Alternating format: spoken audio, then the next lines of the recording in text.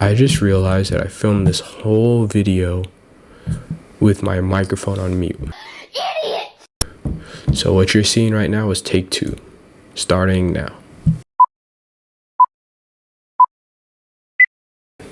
What's up everyone, welcome back to my channel. Today I am going to be talking about the Chase Freedom Flex and the Chase Freedom Unlimited card. Now both of these cards are honestly very similar, so I thought I'd make the video together because there's no point in me making one video for one card and another video for another card when they're basically almost the same card with just a very slight difference. So first I'd like to mention that a lot of people have this misconception that you have to have Chase to get a Chase credit card, or you have to have Bank of America to get a Bank of America card. This is not true at all. I have Wells Fargo personally, and I have multiple Chase credit cards. It doesn't matter what bank you have, you are eligible to get a credit card from any bank. So don't worry about that. It doesn't matter at all. First of all, this card has no annual fee.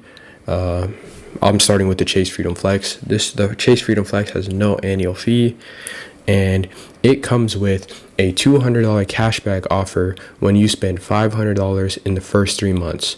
So if you spend $500 or more in the first 3 months, you will receive $200 cash back.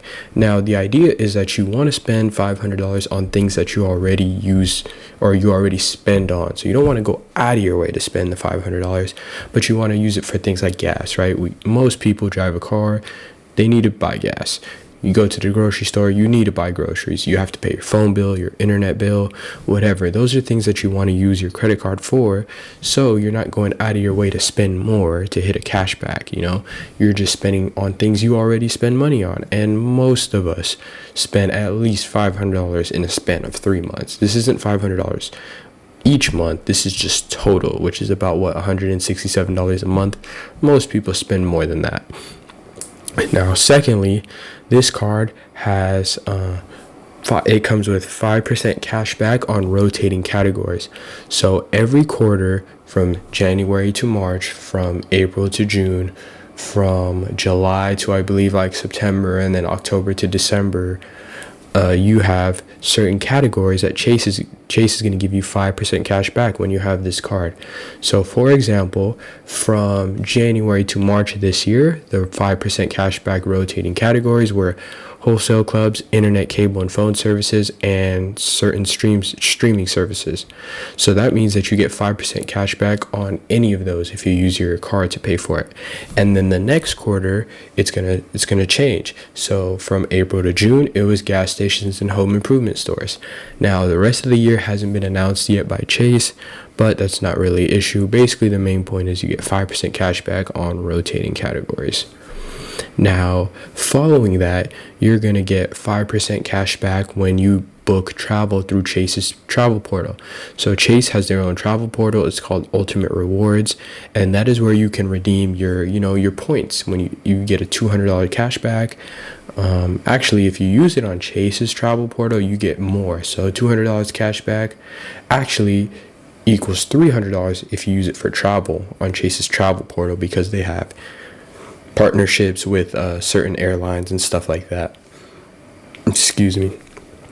But yeah, so when you book travel on there, let's say you buy a $100 ticket on Chase's travel portal, you're going to get 5% cash back. So you're going to get $5 back on that $100 ticket. Now, following that, you're going to get 3% back on dining, restaurants, food. So anything from McDonald's to a fancy restaurant like Ruth's Chris, even ordering delivery at Pizza Hut or anything like that, you're going to get 3% cash back. And you're also going to get 3% cash back on drugstores, so like Rite Aid, CVS, Walgreens. And also, I forgot to mention, when you get 3% cash back on restaurants and stuff like that, bars count too, because a lot of bars serve food. So if you go to a bar and use your card, you're going to get 3% cash back too, because bars are classified as restaurants under Chase and basically every credit card company. And then, like I mentioned, 3% back on drugstores, and then you're going to get 1% cash back on everything else. So let's say you buy a bike from Walmart, you're going to get 1% cash back on that. Now, on top of all this, you're going to get 0% interest for the first 15 months. Now, of course, it's always great to pay off your balance in full, but let's say sometimes you can't do that. Let's say you need to buy or you need to make a big purchase like a MacBook, and MacBooks are expensive. You can't afford to just buy it right away. It's $1,000, whatever. You can use something like this kind of card to buy it and then pay it little by little until you fully pay it off, because you're not going to have to worry about paying interest in the first 15 months. Now, again, of course, you want to pay off your balance in full every month, but like I said, sometimes it's not possible. This is a great way to make, a purchase like that you really need to make, and you don't have to worry about interest, whereas another credit card would probably charge you 15, 20, 25% interest, which really adds up. Now, I'm going to be moving on to the Chase Freedom Unlimited card. This card improved a lot. It wasn't the best card before. If I'm not mistaken, it was just 1.5% cash back on everything, but now they made it way better. So basically with this card, like I mentioned, it's very, very similar to the Freedom Flex card, but instead of the rotating categories, instead you're going to get 1.5% cash back on everything else. So let me explain. Basically, similar to the Freedom Flex, you get no annual fee with this card. You also get the same sign-up offer, meaning you get $200 cash back after spending $500 in the first 3 months. And then on top of that, you get 5% cash back on travel purchased through Chase's travel portal. You get 3% back on dining. You get 3% back on drugstores. And then, like I mentioned, instead of the 5% cashback rotating categories that you get for the Freedom Flex card, you're going to get 1.5% cashback on anything outside of Chase's travel portal, dining, drugstores, and yeah. So, how I mentioned, if you buy a bike at Walmart, you're going to get 1% cash back for the Freedom Flex card. You're going to get 1.5% cash back for the Freedom Unlimited card. So you get 0.5% back more on, the everything else category, which not really much of a difference, to be honest. Like, they're almost identical. And honestly, I think both of these cards are really, really excellent. I think you can't go wrong with either of them. In my personal opinion, I think that these are the two best beginner credit cards that you can get. I recommend them personally to my friends and family who are asking me like, oh, what card should I get? I say, if you don't have Chase, start with these cards. They're excellent. The cashback is excellent. Like I said, $200 cash back after spending $500, and you get no annual fee, so you never have to worry about canceling or downgrading or anything like that.